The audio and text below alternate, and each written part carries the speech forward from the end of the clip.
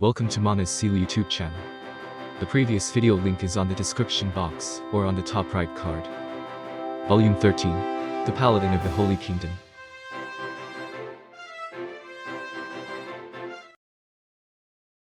Recently, Cherknev had been in great shape. Terrific, even. In any case, life was good. After visiting the nightmare that was Nazareth, the stomach cramps that had been plaguing him all this time were gone. The drawer which had once held potions, now contained neat stacks of documents. He was free of all his troubles, he no longer collected hair from his pillow, and he was no longer shocked by how much of it there was. How refreshing. How pleasant. How comfortable. This was probably the first time in his life that he had been filled with such a feeling of liberation. He felt so good that he could not help but imagine he had sprouted wings with which he could flap into the sky. He put his heartfelt smile away and faced his subordinate. "You smile more often now," his not beautiful concubine had said, but this was not a time to let others see him smile. Dignity was a thing that caused many when it was lost. And so, the usual morning meeting began. Cherknev had many scribes, but the one before him now was an excellent man called Drown Vermilion. At first, he had been worried that something had been done to him after he had returned from the Sorcerer King's palace, and so he had placed him in a sinecure. However, that too was a thing of the past. Drown's position as head scribe was now secure. This was not because he was certain that nothing had been done to him. It was simply to prove that he had nothing to hide from the Sorcerer Kingdom. In addition, it was also a fact that Drown was very skilled. He glanced over the document he had taken from Drown, and due to the ridiculous content within, Cherknev lost control of himself and burst into laughter. Whoever wrote this was quite the comedian. What do you think of the Sorcerer King's death?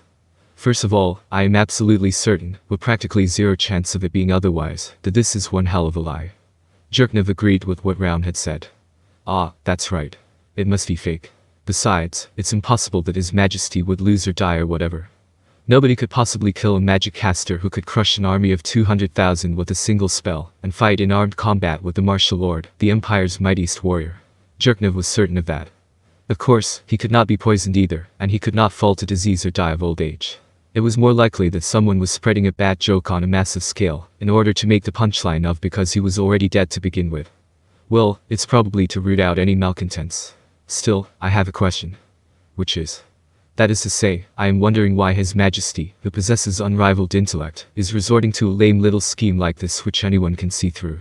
Unless it means there's some other, yes, it's possible there may be some grand conspiracy brewing that even I cannot discern, that could say for sure that it was not the case.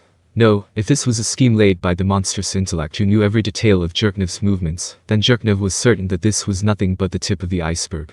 For all Cherknev knew, even thinking that way might have been part of his plan. However, what if this was not a scheme hatched by the Sorcerer King, but by one of his underlings, for instance, that toad-like monster that looked like an imbecile? I don't know. Besides, if you can't figure out something you want to figure out, you can only give up on it. More to the point, all we need to do is obey Albedo-sama, the Prime Minister of the Sorcerer Kingdom, and do what she says. There will be no problem so long as we don't betray them and complete our tasks. As the ruler of a vassal nation, I wouldn't be so easily purged if I'm appropriately incompetent. It is as you say. Drown shrugged. In the past, he was a person who would not make such movements, but his many experiences had trained him to do so. Or perhaps it was because he had grown bold. Regardless of whether the Sorcerer King was dead or alive, all would be well, as long as the Empire did not stop being a vassal of the Sorcerer Kingdom. In this way, they would be immune to any stratagem the opposition employed. Loyalty was the best defense. If they were killed even after giving their loyalty, then all they could do was laugh at the pettiness of the other party, and go to the grave in peace. Now then, is that all the work for today? Ever since the vassalization, Cherknev's administrative workload had dropped to around half of before. Still, today's workload seemed too light. No, Your Majesty, there's still something else. This is a document we received this morning. It was submitted by the Knight Legions. Unfortunately, his work was not yet done. Cherknev accepted the proffered document with a mocking smile on his face. He glanced briefly through it. It seemed to contain the Knights' complaints about their legion being reorganized. In the past, he would have given a certain amount of special consideration to the Knights. Or rather, considering Cherknev had many nobles as his enemies, he could not allow the enemy to snatch away the martial force which the Knights represented. However, things were different now. Tell them this. You can tell His Majesty the Sorcerer King in person. I can't believe they wasted paper on this. The paper used in these reports was made by utility magic, and it cost more than usual, regardless of the tier of spell that was used to make it. Cherknev could have thrown it away after use without any concerns, but he did not intend to tolerate excessive expenses. Paper made from zero-tier spells was crumpled. It was coarse and discolored. Paper conjured from first-tier utility spells was thinner and whiter. Paper-making techniques could produce paper of this quality as well, but their yield was lower, and so the paper was more expensive. Second-tier utility spells produced very thin and very white paper. Of course, one could color magically created paper to a certain extent. Spells of this tier could produce a very soft and high-class paper known as noble paper, which was the principal yield of those spells. Still, it's not like I don't understand why they're so resistant to letting another country handle our national defense. Don't complain about that to me, tell Albedo-sama. Also, didn't we already say that we weren't entrusting everything to them? This came from Prime Minister Albedo's instructions to supplement the Empire's military manpower with the Sorcerer Kingdom's undead armies. Jerknov believed that this was part of the program to complete the vassalization process, and so he obeyed it. He planned to let some of the knights retire, and disbanded 2 of the Empire's 8 legions. This ought to have been a good idea since there were many people who were mentally exhausted from that massacre, but there had still been some disgruntlement about the lack of seats which could be taken. And I even prepared positions for them to transfer into. People are just unhappy at losing their privileges and uneasy about doing jobs they've never done before, I think. If it's the latter, then they just have to work hard, but if it's the former, then it's only to be expected. Or am I expected to pay people who simply do their job and engage in physical labor, the same amount that people in hazardous jobs receive? Jerknov snorted and disregarded it. Perhaps he would have needed to masterfully manipulate them in the past, but now there was no need for that. Jerknov had the backing of someone called the Sorcerer King, who possessed absolute power. No matter what happened, all he had to do was say, "Please tell His Majesty yourself," and all dissent was quashed in an instant. Nobody in the Empire could express their displeasure to someone who could slaughter on such a scale, and even defeat the martial lord in combat. While they had used to field their complaints to Jerknov in the past, his position was now secure, given that he was a servant of the Sorcerer King. No, because he was feared, he ought to say it was more secure than secure. Immovable, perhaps. And frankly, there were shockingly few people in the Empire who were unhappy about becoming vassals of the Sorcerer Kingdom. That was because the Sorcerer Kingdom made very few demands. There were quite a few finely detailed requests, but there were only 2 main demands. The first was to amend a part of the Empire's law. This was to emphasize the absolute nature of the Sorcerer King and his confidants. The second was to hand over criminals sentenced to the death penalty. This was shocking in the opposite sense. While he had felt that they would suffer horrible fates, one of them had been safely returned for the reason he was framed, and so he was innocent. And so, one could say that there was practically no change from daily life. Come, let's finish up quick so I can meet my friend. Today, a true friend that Jerknov had just made was scheduled to visit him. All the preparations for his welcome were complete, and all that was left was for Jerknov to finish his work. He spent half an hour taking care of sundry tasks, and then his subordinate entered the room after receiving the approval of his guards and Jerknov himself. "Your Majesty, your guest has arrived." "Oh, hurry and let him in." His work was not yet finished. Still, what about it? What could be more important than greeting a friend? Soon, his friend was led into the room by his subordinates. Jerknov rose, his face all smiles, and he spread his arms in welcome and invited his guest in. It was a demi-human who looked like a short, squat mole. The enchanted pendant he had given him dangled back and forth. "Oh, welcome, my true friend, Ryuro." Jerknov embraced Ryuro without any hesitation and wrapped his arms around him. "Ah, Jerknov, old friend with whom I have shared my troubles. I am deeply grateful for your welcome."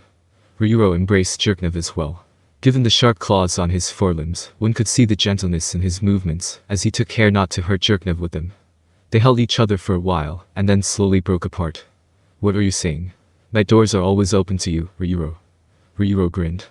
While the demi-human's smiling face looked vicious, Jerknov understood that he was smiling. Such was the intimacy of their relationship. Jerknov was suddenly struck by how interesting this was. He had been born and raised as a candidate to be the next emperor, and everyone around him of his age considered him the crown prince. Therefore, he had not had anyone he could call a friend. But now, the fact that his first friend was a demi-human. If I had told my past self from 10 or 15 years ago about this, he wouldn't have believed it. For this, if nothing else, I have to thank that undead being. He had first met this dear friend before him in a waiting room when he had gone to seek an audience with the Sorcerer King. At that time, he had simply wondered where this demi-human had come from, and how far the Sorcerer King's domination reached. But after that, they met again, and engaged each other in conversation to learn more about each other, and then they clicked. After a minute together that could have been a month, a deep friendship was born. That was why they no longer addressed each other with honorifics. This was not because they were both kings. Indeed, it was because the two of them were both being tormented by the same oppressor. They were comrades in suffering. Come, I've prepared all sorts of delicacies that will surprise you. Shall we not reward ourselves for our labors today? Ah, I would be glad to, Jerknov. I too have brought many of the mushrooms you said were delicious. Let us eat them later. Oh, thank you, Ryuro. The mushrooms Ryuro had brought were fragrant and meaty, and they were a luxury ingredient called obsidian. The two of them left the room side by side. In the past, Jerknov had been uneasy when he heard that the Sorcerer Kingdom treated demi-humans the same way it treated humans. However, he snuck a glance at Ryuro beside him and thought, demi-humans were not that bad. At least, compared to the undead the Sorcerer King. Speaking of which, have you heard, Ryuro? The Sorcerer King seems to have kicked the bucket. Ryuro expelled a great rush of air from his nose. This was his way of snorting in laughter. Jerknov, that is impossible. How could someone like him die? Indeed, I agree with that statement. However, which nation will see its people lamenting this time? Yes. Ryuro and Jerknov both looked to the sky. There was pain in their eyes. They grieved for a tragedy that was happening in some faraway place, and the shared sympathy that soon they would gain a new comrade. Ah! The cry that suddenly rang through the room made the man go stiff. He belonged to a secret organization called Eight Fingers, and while he had seen many things before, he had never seen an eruption of such dark emotions. It seemed like genuine hatred and unadulterated cursing. He would not have been shocked if it had come from an enemy. Indeed, he would be smiling instead. However, the person making that sound was a friend who understood him due to having gone through the same suffering and misery that he had. Friends, he thought that there could not be a word that was less applicable to him than that. Until recently, the fellow members of his organization had struggled to hamstring each other, steal power, and search for each other's weaknesses every day. If their aims clashed, then there would have been blood. However, things were different now. If even one less person could not pull their weight, everyone would have to do more work, and it would be more likely that they would fail. When that happened, they would be held responsible as well and dragged into that hell. Even being punished once would be enough to condemn one to a liquid diet and be plagued by nightmares. For all he knew, there were other hells waiting for him. With that in mind, whenever anyone began to fall behind in their work, everyone would immediately give them their full support, worry about their health, and fret about their mental state. They would do so desperately. They had become true companions, those who shared their lives and whose fates were one. And one of those friends was now screaming and rolling around on the cold stone floor. The fear called if you don't find out the reason soon, you'll end up like that too drove the man to action. What is it, Hilma? What happened? The wailing woman stopped moving, and her eyes slid up from below to look at the man. I've had it. Swap with me. My stomach hurts. I need to watch that idiot's movements. What the hell's wrong with him? Being around that idiot is driving me mad. They knew only one man who could be called an idiot. Well, they had used the word idiot often until now. That man was enough to show others what it truly meant to be an idiot, and so they could no longer use the word idiot lightly. What is it? What's that idiot done now? Helma spoke quickly, like she was vomiting her pent-up rage. Ah, yes. You heard about it, right? How His Majesty perished. He wanted her to slow down a little, but it sounded like Helma was venting her stress. Therefore, he did not interrupt her, but listened patiently. Of course. Eight Fingers had been the ones who spread the news. Of course, it went without saying that they had used unrelated merchants to spread the news through the kingdom. What do you think he said after hearing about it? Well, he was an idiot, after all. He had to consider that point before answering. However, all he could think of were ordinary answers. Still, there was no telling what an idiot thought, so he gave up in the end and said something normal. He said something about the burial. If that were all, my stomach wouldn't hurt like this. He said that if he married Albedo-sama, he would be able to inherit the Sorcerer Kingdom. I.e. The man squeaked and looked around himself. The man could not sense them, but there ought to have been watchers from the Sorcerer Kingdom here. After making sure that they had not made their move, the man sighed in relief. They had been ordered to prepare an idiot, but he would much rather not be pushed into that hell, because he was an idiot that defied all comparison. Oi. We were ordered to prepare an idiot, but why don't we just kill him off? Wouldn't it be better to prepare a more suitable idiot? Can we prepare anyone else at this point? The man's answer made Helma roll around while screaming ah. The hem of her dress rode up her leg and above her thigh. She had originally been a high-class whore and was still as beautiful as one, but all the man could feel for her charmless, disgraceful state now was sympathy. After all, he knew very well that if he had been assigned to the same task, he would have been rolling around on the floor instead of Hilma. Come on Hilma, give it your best. She suddenly stopped and glared at the man before speaking. Wouldn't it be alright if you manipulated that man, or made sure he didn't do anything excessive? Idiots like that ought to be controlled by women. Am I right? After hearing that question, Hilma went ah. Again and continued rolling around on the ground. I think it won't last much longer. We'll move in earnest after another 2 or 3 years. Get more idiots together before that. We'll do our best to help if you need to form a faction of idiots. 2 years is too long, ah. Still, those are our orders. Control the information they receive, and make a faction that will do even more foolish things. That's true, ah. Helma suddenly stopped, and then she bolted upright. You've got it easy. All you need to do is mobilize the traitors and spread the news of the Sorcerer King His Majesty's death to the second prince. You make it sound so easy, he thought. In the past, he did not think that the second prince was very bright. However, he had slowly come to realize that this was because of the first prince, which had made him disguise his true ability. It was because the second prince was intelligent that getting the news to him required extremely careful and complicated maneuvering. This was to keep him from realizing that he worked for the Sorcerer Kingdom. It's not as easy as you say it is. Ah, my apologies. It's given you a lot of work too, right? How about tonight, coming? Elma mimed the action of drinking a big mouthful of wine.